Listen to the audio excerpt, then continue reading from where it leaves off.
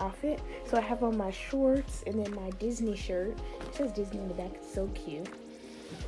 And then I have my ears, my poncho in case it does rain, my bra, and then my packed fanny pack.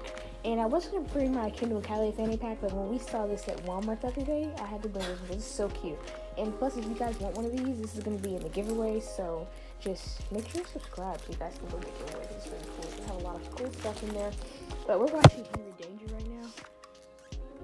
And now I'm about to get ready. I probably brush my teeth first, but now I'm about to get ready. How it looks. Let me turn the TV down. This TV is very loud. Okay, so, oh my gosh, you okay? Okay, so here's my outfit. I really love the Minnie Mouse ears. These are so cute. They're like a rose gold. And then I just have my hair down, cute little necklace, and my Disney shirt. It has Disney on the back of it. Then my shorts, AF1s, and then I'll grab my fanny pack, which has my camera and everything. Camera needs everything in it so I can film while we're there. And then my poncho in case it starts to rain. So I'm like completely set, and I'm almost done. I just gotta clean this up, put some lip gloss on, put it in my purse, and then get on the road.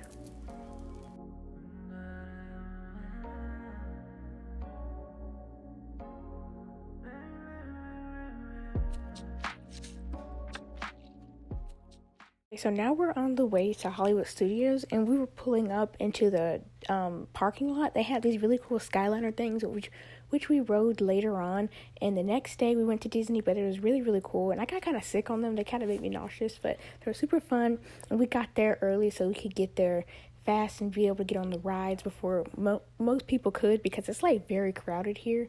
And yeah, so now we're walking all the way to the Star Wars area. The Star Wars area is all the way in the back, so it's a very long walk. And then I saw an Imperial Walker, which was really cool, and they put a lot of detail into each thing and attraction that they have here, so it's really cool. That whereas the Star Wars Tours ride with the Imperial Walker, and then as you go farther back, you can go to Galaxy's Edge. That's where all like the new Star Wars stuff is, and they have like restaurants and different attractions. And then they have the rides that we rode, which was Rise of the Resistance and Smugglers something, I can't remember what it was called. But it was super fun. And at first, Rise of Resistance was closed, so I would make sure to see if it was open before you come, because it's closed a lot. It was closed for about, I want to say maybe like 2 hours, but they closed, I think, at 8 that day, so it was pretty cool. And we did get to go to it later on, and we waited in literally like a 3-hour line, and it was a terrible line, but it was super fun too, so I really did like it. And they had all these like different prop ships there, and yes, they had pretty nice workers there. And right when you walk in, they say like welcome to Tatooine, which is really cool, because I don't know if you've ever seen a movie, but they actually like say that when you go in.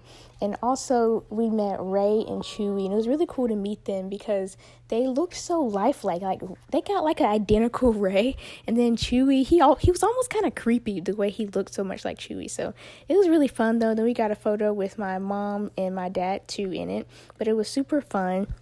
And then we went to like the city area, and this is the city area that you see like in the Star Wars movies. I think this is probably where Rey was in, I think, The Force Awakens. But it was really, really cool because they had like a lot of droids working there, and it was really lifelike and just like the movies. And they sold different plushes like of Leia, the Porgs, Chewie, and all the different like little plush animals and little animals you see on the movies.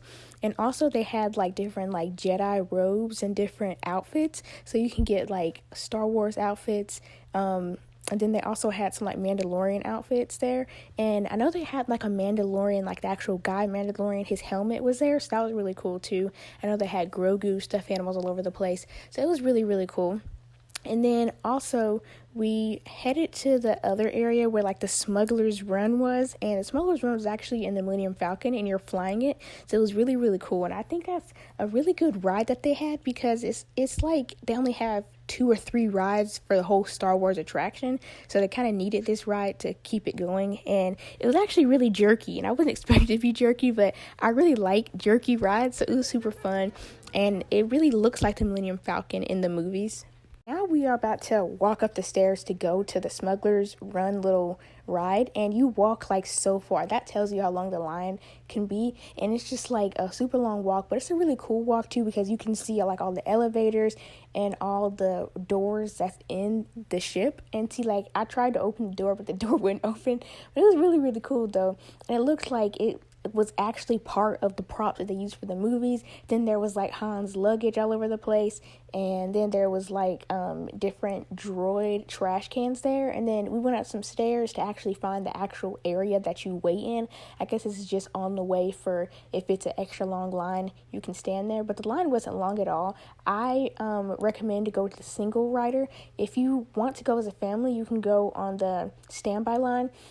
But honestly, the standby line was about 90 minutes, and we still rode together as a family on the single rider. So I recommend just getting on the single rider, because if you go in at the same time, you'll most likely get paired with one other person from your family. So that was really cool. And then also, this was like the little area that they hang around in on the movies, and they had like little arcade area. And then this was this guy, he was super in the character, and he was like telling us how to use everything. And me and my dad were on it first. We rode it 3 times, but the first time when I filmed it for you guys, me and my dad were engineers, and so the engineers, like, they shoot the cannons and stuff, and so it was really cool. It's like they have a really cool type of scenario and storyline going along, so you're kind of like a part of the resistance. So it was really cool. They had like some of the Jedi talk to us on that little screen and teach us how to do things. And that lady that you guys just saw, she was so into it. Like I was into it, but not as much as her. Like, there was a little kid who was the pilot, and I really wanted to be the pilot, but when you're in the single rider line, you're most likely going to be engineer. But, like, she was, like, touching the pilot stuff, and she was, like, not even that. It was funny. But this is the actual ride, and I'm thinking that they have, like, a green screen right there in front of the frame, but it was just really cool. Like, it legit looks real, and those are the buttons that you press. They'll light up when they want you to press it, and then you can look right there, and it looks like you're actually in the ship in the movies. And I don't know what they did to make me or anybody to believe that this is real, but it's real. Like, it looks real. Then it like shakes around, and then like you can feel like the rumbling on it when you hit rocks. So that was really cool too. And like I said, like, the lights, they flash and stuff when they want you to press, and that's really cool because they do that on the movies too. So it's super real.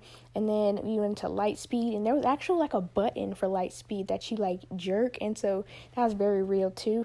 And then they had a lot of like different cities that you actually go to in the movies. Like, so they had Coruscant, they had Tatooine, Jakku, Kijimi, all these different places that be on the movies, and you actually went there. And the whole storyline was you're going to get some like I think it was like fossil fuels, and you went to go get them from, I think, like from the First Order, and you took them for the Resistance. So that was really cool. And you actually heard like the Jedi, he was telling us what to do and how to do everything the whole time. Those cannons that are firing, that was me and my dad doing it.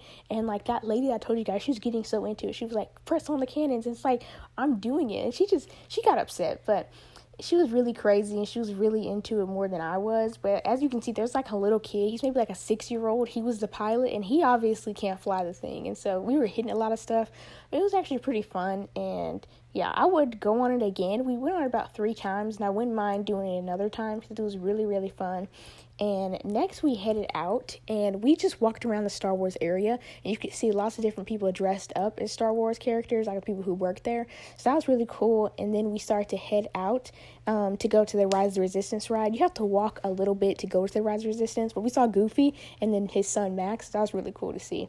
But the Rise of the Resistance ride, that's the line I told you guys, it was 3-hour wait, but it was super fun. And I think it was, I say like 70% worth it because it was really cool. And it's about a 30-minute ride. You did a lot of stuff the whole ride. Like, you're moving from place to place.